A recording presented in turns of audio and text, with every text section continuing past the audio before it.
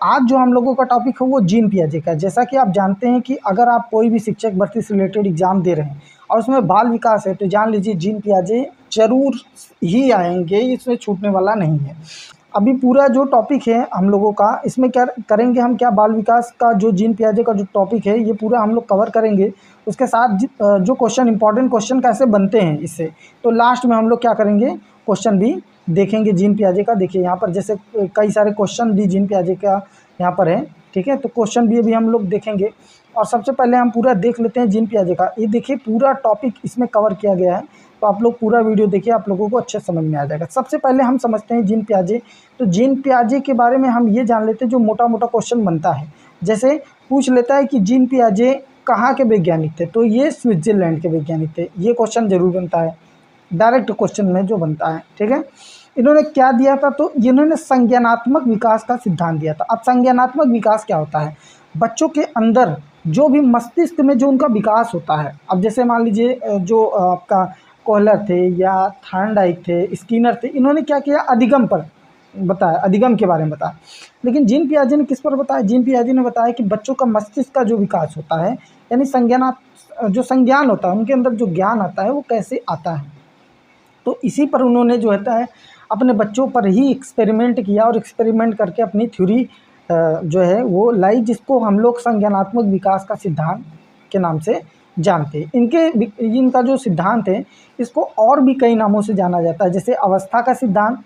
TET में तो कई बार पूछ लिया है कि अवस्था का सिद्धांत क्या होता है। उसके बाद ज्ञानात्मक का सिद्धांत और विकास का सिद्धांत।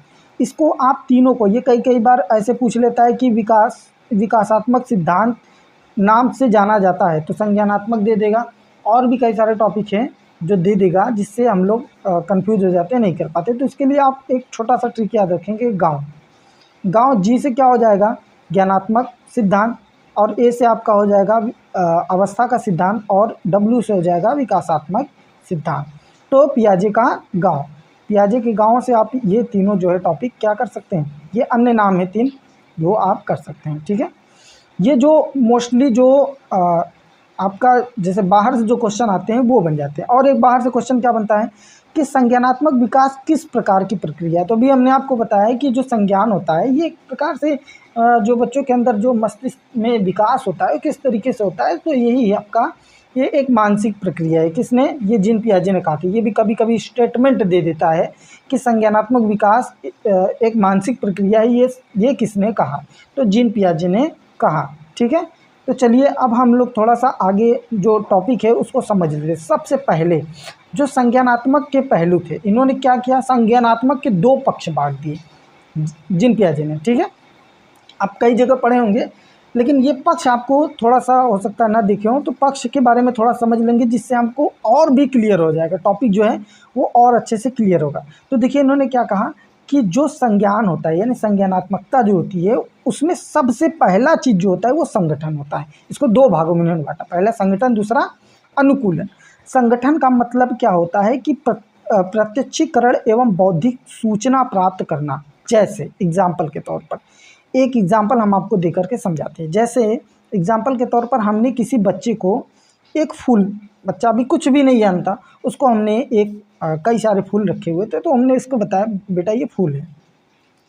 अब वो फूल देख करके अब वो समझ गया कि इसी प्रकार का चीज़ अगर ऐसा कुछ भी हमको दिख रहा है तो उसको हम क्या बोलेंगे, फूल बोलेंगे, ठीक है। लेकिन अब अगर कभी सिचुएशन आई आगे चल करके, अब उसके सामने एक फूल आया, तो उस बच्चे से किसी ने पूछा बेटा ये क्या है, तो उसने कहा फूल है। लेकिन अब उसको किसी ने बताया कि नहीं ये फूल तो है, लेकिन ये कमल का फूल है। अब बच्चा बहुत परेशान हो गया, अभी तक तो वो क्या जानता था, फूल जानता था। अब इसका मतलब संगठन से वो अनुकूलन की ओर जा रहा है, ठीक है। अब इसमें दो चीज़ें हैं, एक आत्मसातीकरण और दूसरा विशिष्टीकरण। आत्मसातीकरण का मतलब क्या है कि नवीन ज्ञान, मतलब पहले वो फूल जानता था, अब वो क्या जाना कि फूल के बाद भी कुछ होता है, जैसे कमल का फूल एक दूसरे टाइप का चीज़ है ना, फूल तो बहुत सारे हैं। अब उसके बाद क्या होता है, आत्मसातीकरण मतलब नवीन ज्ञान प्राप्त हुआ। अब नवीन ज्ञान से क्या करेगा, अब वो कमल का फूल, गुलाब का फूल, गेंदा का फूल, ये तमाम प्रकार के फूलों को क्या करेगा, अलग अलग कर सकेगा, ठीक है, अलग अलग भागों में बांट सकेगा। तो अब उसी को नाम दे दिया गया क्या, विशिष्टीकरण का। समझ रहे हैं, विशिष्टीकरण। करण का नाम दे दिया गया है। ठीक है, तो इस प्रकार से जो होता है, इन्होंने संज्ञानात्मक पक्ष को दो भागों में बांटा, एक संगठन, दूसरा अनुकूलन। संगठन में क्या होता है कि कोई बच्चा कुछ भी उसको जो कुछ बता दिया है, संगठन मतलब बौद्धिक सूचना उसको मिल जाए तो संगठन। अब उस सूचना को क्या करेगा बच्चा, बढ़ाएगा, मतलब अनुकूलन करेगा उसके साथ। तो पहला चीज आत्मसातीकरण क्या होगा, अब उसी जो संगठन उसने किया था उससे जो कुछ वो प्राप्त कर रहा है वो आत्मसातीकरण होगा, और उससे अब वो चीज़ों को विभिन्न विभिन्न अलग अलग तरीके से बांट सकेगा। ठीक है, जैसे मान लीजिए अभी तक उसको गाड़ी पता था, गाड़ी, बच्चे को क्या पता था, गाड़ी। ठीक है, अब वो गाड़ी को जानता था, कोई भी अगर मोटरसाइकिल या फिर कोई भी कार वगैरह, तो वो बस गाड़ी जानता था। लेकिन अब वो क्या किया, उसको किसी ने बताया कि बेटा ये मोटरसाइकिल है। ठीक है, तो अब वो क्या समझा कि मोटरसाइकिल को अलग डिफ्रेंशिएट कर पाया, अलग कर पाया, है ना, और उसके बाद कार को अलग।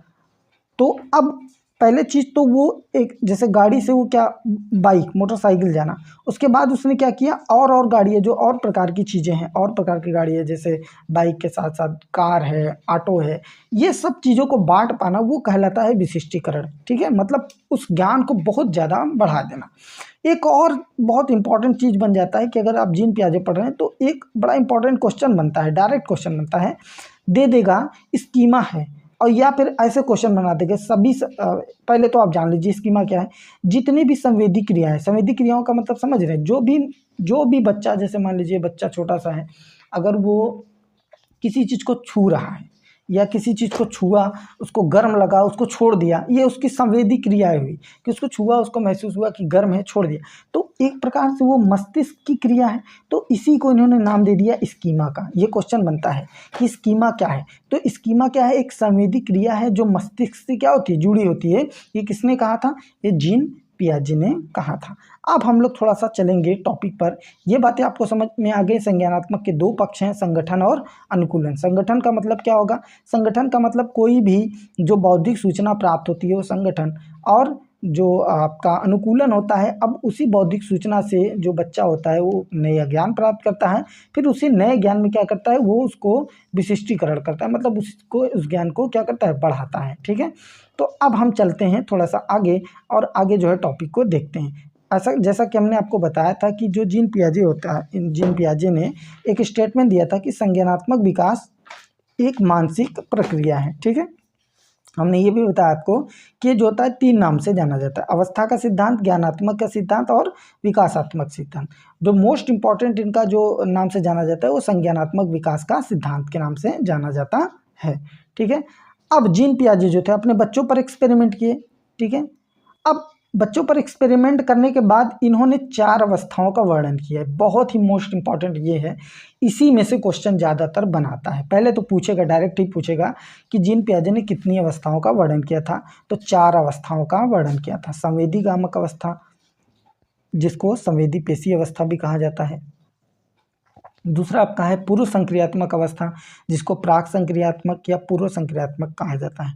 तीसरा है मूर्त संक्रियात्मक, जिसको ठोस संक्रियात्मक, और चौथा औपचारिक संक्रियात्मक, जिसको अमूर्त संक्रियात्मक कहा जाता है। डायरेक्ट क्वेश्चन जो बनता है वो बनता है कि संवेगात्मक अवस्था कितने से कितने वर्ष तक, जन्म से 2 वर्ष। अब उसके बाद जो होता है पूर्व संक्रियात्मक, ये 2 से 7 वर्ष। उसके बाद जो होता है मूर्त संक्रियात्मक 7 से 11 वर्ष, और जो औपचारिक संक्रियात्मक होता है वो आपका हो जाता है 11 से 15 वर्ष का। ठीक है, तो ये याद रखेंगे। देखिए ये 2 साल का अंतर है, ये 2 साल का अंतर है, इसमें जो होता है 5 साल का है, और बाकी में 4-4 साल का अंतर है। तो इस प्रकार से आप थोड़ा सा ध्यान रखेंगे। अब इसको जो ये आपका होता है आप पूर्व संक्रियात्मक अवस्था, इसको 2 भागों में बांटा गया है, कभी कभी ये पूछ लेता है। तो एक होता है अंतःप्रज्ञ काल, जो 2 से 4 वर्ष होता है, और एक होता है आपका अंतर्देशीय काल, जिसको जो 4 से 7 वर्ष का होता है। ठीक है, अब पहला जो होता है संवेदीगामक अवस्था को हम देखते हैं। तो देखिए संवेदीगामक अवस्था जो होती है, इसको दो नामों से जाना जाता है, हम जानते हैं, जैसा कि आपका संवेदी पेशी अवस्था या संवेदीगामक अवस्था। तो ये 2 नामों से जाना जाता है, और दोनों के बारे में हम लोग डिस्कस करते हैं। ये संवेदीगामक अवस्था जो होता है, इसमें बच्चा, पहले तो ये जान लीजिए, ये 0 से 2 वर्ष होता है। उसके बाद इसमें बच्चा जो भी संवेदी क्रियाएं जैसे पकड़ना, खेलना, चूसना, लिखना, ऐसे लिखने का मतलब ये नहीं बच्चा लिखेगा, इसका मतलब जैसे कुछ भी उसके हाथ में रहेगा, पानी वगैरह रहेगा तो उसमें हाथ अपना चलाने लगेगा, ऐसे ऐसे करने लगेगा, तो उससे जो कुछ बन जाता है उसको एक नाम दे दिया गया है लिखना। ठीक है, तो ये संवेदी गामक अवस्था, तो आप समझ सकते हैं 0 से 2 वर्ष में बच्चा क्या क्या कर सकता है। मतलब ऐसी क्रियाएं जो सीधा सीधा संवेग से जुड़ी हों। संवेग मतलब बच्चा बोल ना सके कुछ, सिर्फ और सिर्फ क्या एक्टिविटी कर सके, तो वो सारी चीज़ें क्या हो जाएंगी, संवेदी गामक अवस्था में आ जाएंगी। तो इससे जो भी क्वेश्चन बनता है ये बहुत आसान होता है, इससे लोग पकड़ लेते हैं इस टाइप के क्वेश्चन को। लेकिन जब दूसरे टॉपिक में हम जाते हैं पूर्व संक्रियात्मक अवस्था, ये जो 2 से 7 वर्ष होता है, तो इसमें जो होता है क्वेश्चन कई तरह से पूछता है, तो इसके कई सारे लक्षण हैं, कई सारे जो है इसकी विशेषताएं, हम लोग इसको जान लेते हैं। देखिए पहला जो होता है, अभी बच्चा क्या था, छोटा था, लेकिन 2 वर्ष के बाद बच्चा क्या होता है पता है, वो सोचता है कि मैं दूसरे बच्चों के साथ खेलूं, मतलब पड़ोसी के बच्चों के साथ। इसकी पहली विशेषता, पड़ोसी के बच्चों के साथ खेलना जो होता है वो क्या करता है, बच्चा पसंद करता है। ठीक है, दूसरा जो होता है वो चित्रों, शब्दों एवं प्रतीकों का प्रयोग करने लगता है। कोई भी चित्र रहेगा, शब्द रहेगा, शब्दों का प्रयोग करने लगा बच्चा। भाई अब 2 से 7 वर्ष का है तो शब्दों का प्रयोग, बहुत सारे शब्द जो है उसके दिमाग में आ जाते हैं, शब्दों का भी प्रयोग करने लगता है। ठीक है, उसके बाद तीसरा जो सबसे मोस्ट इम्पॉर्टेंट इसकी विशेषता है वो प्रतीकात्मक खेल है। इसका मतलब क्या है, ये जो होता है इसका मतलब ये होता है कि बच्चा जो होता है क्या करता है पता है, वो उस खेल में सजीवता का लक्षण ढूंढने लगता है। अब इसका मतलब क्या है सजीवता का, जैसे बच्चे को अगर गुड़िया देखेगा तो वो अगर खेल रहा है तो उस गुड़िया को कहेगा कि ये मेरा बच्चा है, ये मेरी गुड़िया है, उसको ऐसा एक्टिविटी ऐसा करेगा जैसे ऐसा लगेगा कि सच में वो जीवित है। तो ये प्रतीकात्मक खेल मतलब वो बिल्कुल रियलिटी वो उस चीज़ में लाने लगता है, बिल्कुल ऐसा लगता है जैसे वो एकदम सच है। तो ये बड़ा इंपॉर्टेंट हो जाता है, क्योंकि कई बार ये क्वेश्चन आ चुका है कि जो सजीवता का लक्षण होता है वो कौन सी अवस्था में आता है, तो पूर्व संक्रियात्मक अवस्था में आता है, जो 2 से 7 वर्ष की होती है, ये जानते रहिए। ठीक है, और इस अवस्था में जो चिंतन का जो आधार होता है वो संकेत या चिन्ह होता है। बच्चा कोई चीज़ देखेगा तभी उस चीज़ के बारे में चिंतन कर पाएगा, बाकी वो उसके आगे कोई चीज़ चिंतन नहीं कर पाएगा। कुछ उसके सामने है चीज़, जैसे मान लीजिए अगर वो देखा कि एक गुड़िया है तो तभी वो गुड़िया के बारे में सोच पाएगा। ऐसा नहीं कि गुड़िया उसके पास नहीं तो गुड़िया के बारे में सोचेगा या कुछ उसके आगे सोच पाए। इसका मतलब ये है कि वो जो होता है कोई संकेत या चिन्ह उसके सामने आ जाए, जैसे गाड़ी का एक चिन्ह आ गया उसके सामने, तो अब वो किसी गाड़ी के बारे में, किसी व्हीकल के बारे में सोचेगा। साइकिल का आ गया या किसी जानवर का आ गया, तभी वो मतलब उसके सामने कोई चीज़ डायरेक्ट आएगी तभी वो सोच पाएगा, अन्यथा नहीं। तो ये बड़ा इंपॉर्टेंट फैक्टर बन जाता है इस ये जो विशेषता है। ठीक है, और तीसरी विशेषता पर अगर हम बात करें, ये जो सही अनुपात का अंतर न कर पाना, ये बड़ा इंपॉर्टेंट है, ये भी इंपॉर्टेंट है। क्यों, इसमें क्या करेगा बच्चा पता है, अगर मान लीजिए उसको 1 किलो आप रुई दे दीजिए, रुई, ठीक है, और दूसरी जगह आप 5 किलो का एक कोई भी 5 किलो वजन का कोई चीज़ रख दीजिए जिसका वो शेप जो है वो छोटा हो। ठीक है, बच्चा क्या करेगा पता है, वो रुई को देखेगा, सोचेगा ये ज़्यादा है, ये बड़ा है। ठीक है, तो वो रुई की तरफ जाएगा, मतलब सही अनुपात का अंतर वो नहीं कर पा रहा है इसमें। ठीक है, तो क्वेश्चन आपसे बनाता है बच्चा सही अनुपात का अंतर नहीं कर पाता है, कौन सी अवस्था में, तो 2 से 7 वर्ष जो पूर्व संक्रियात्मक अवस्था में आता है। ठीक है, अब जो इसका इसमें जो इंपॉर्टेंट फैक्टर में से लास्ट फैक्टर जो हमने लिखा हुआ है, सही प्रकार से चित्र न बना पाना। बच्चा प्रयास करेगा बनाने का, लेकिन उसमें त्रुटि करेगा, बहुत सारी कोशिश तो करेगा वो, लेकिन सही से बना नहीं पाएगा। जैसे मान लीजिए उसको एक चिड़िया का चित्र बनाना है तो उसी तरीके से ऐसे ऐसे प्रयास करेगा वैसे ही देख करके बनाने का, लेकिन वो बना नहीं पाएगा। ठीक है, तो सही प्रकार से चित्र क्या करता है, बच्चा नहीं बना पाता है ये, क्योंकि अभी देखिए 2 से 7 वर्ष है, तो आप सिंपल सा समझ सकते हैं कि बच्चा इसमें चित्र कैसे बना पाएगा। ठीक है, तो चलिए और अब हम आगे देखते हैं। तो ये आपका संवेदीगामक अवस्था में कुछ है नहीं ज़्यादा खास, 0 से 2 वर्ष बच्चा एक्टिविटी क्या करता है समझ सकते हैं। पूर्व संक्रियात्मक अवस्था में 3 बातें आपको ध्यान में रखनी है, जैसे प्रतीकात्मक खेल, सही अनुपात का अंतर न कर पाना और सही प्रकार से चित्र न बना पाना। ठीक है, और जो बच्चा जो होता है चित्र शब्दों का प्रयोग करता है, इन सब सारी चीज़ों का। ठीक है, और पड़ोसी बच्चों के साथ खेलना, ये तो आप जनरली चीज़ें हैं जो आप जानते हैं। ठीक है, चलिए आगे हम लोग देखते हैं मूर्त संक्रियात्मक अवस्था। आपको बताया हमने मूर्त संक्रियात्मक अवस्था को ठोस संक्रियात्मक अवस्था के नाम से भी जाना जाता है। तो देखिए अब बच्चा क्या करेगा, अब उसी के आगे आप सोचिए कि 7 से 11 वर्ष बच्चा बड़ा हो गया है ना, बच्चा बड़ा हो गया, अब क्या करेगा, वो तर्क पर आधारित चिंतन करेगा। कोई तर्क उसको मिलना चाहिए, चिंतन करने के लिए कुछ तर्क होना चाहिए, है ना। जैसे मान लीजिए अगर उसके सामने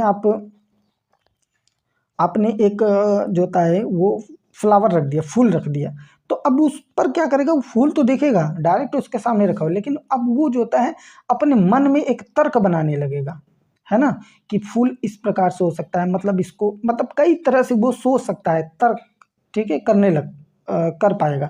लेकिन यही चीज़ अगर आप जाएंगे आप ऊपर वाले में, है ना, जो प्राक सक्रियात्मक अवस्था था, पूर्व संक्रियात्मक अवस्था, तो इस पूर्व संक्रियात्मक अवस्था में आप जो है ये बच्चा देखेगा चीज़ों को और कोशिश करेगा उसके बारे में सोचने के लिए, लेकिन तर्क नहीं कर पाएगा, है ना।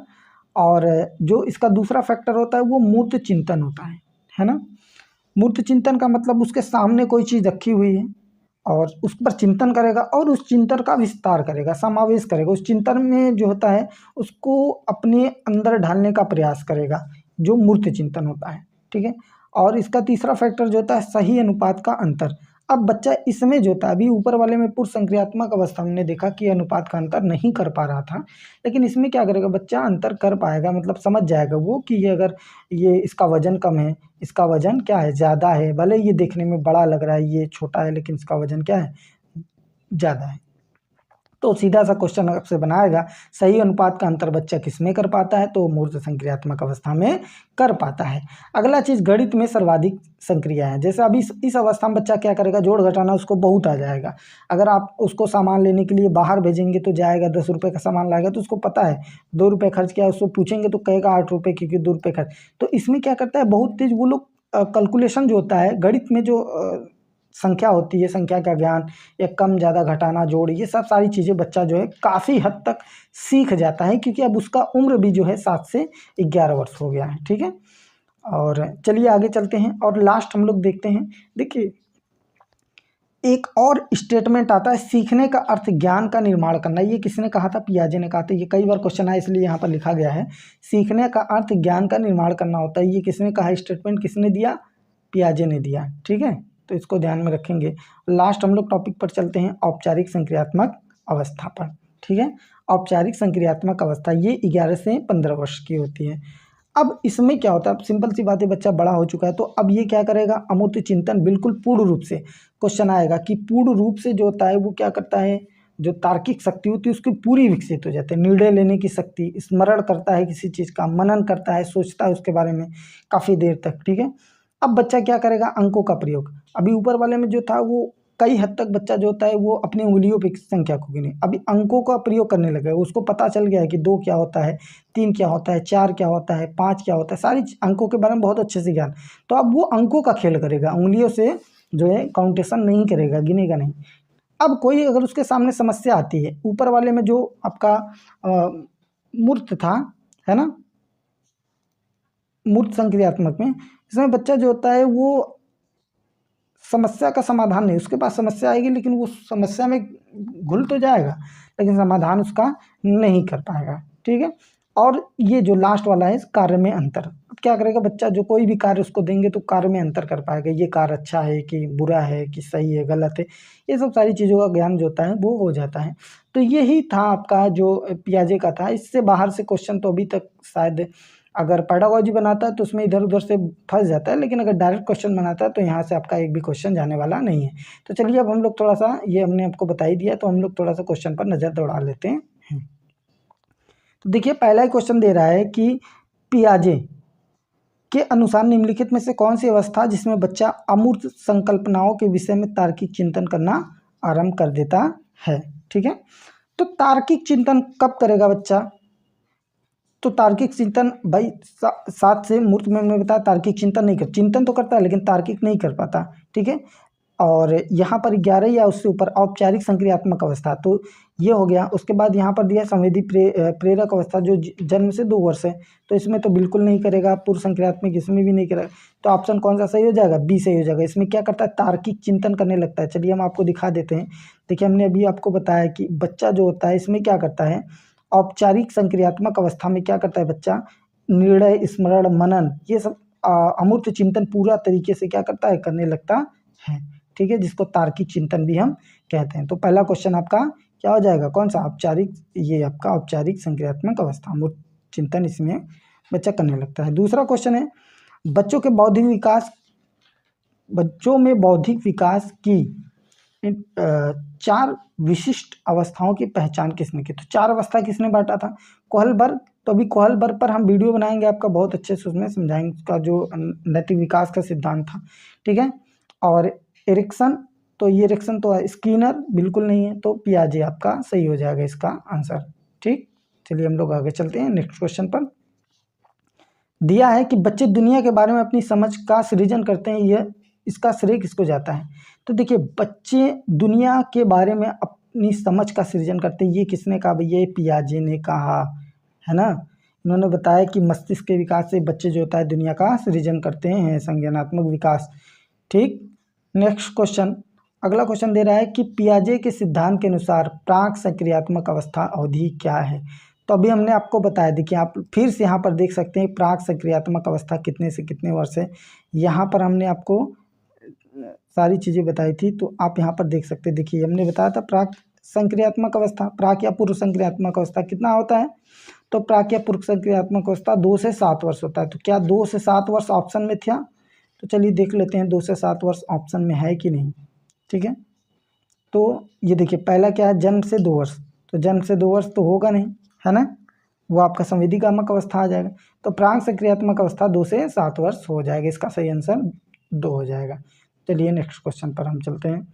तो नेक्स्ट क्वेश्चन है, पियाजे के अनुसार संज्ञानात्मक विकास के किस चरण में बच्चा वस्तु स्थायित्व को प्रदर्शित करता है?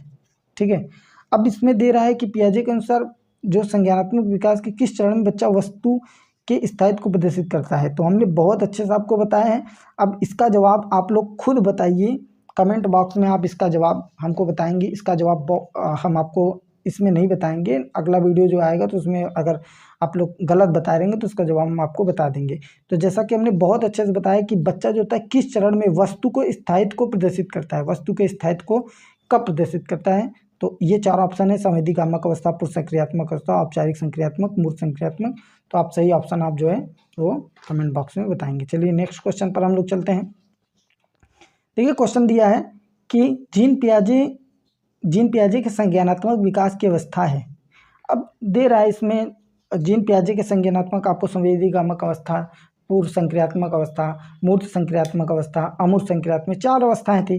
तो इसमें मूर्त संक्रियात्मक, अभूत अवस्था, प्रौढ़ावस्था, बाल्यावस्था, तो ये 3 तो एकदम कभी जीन पियाजे में आप सुनेंगे ही नहीं।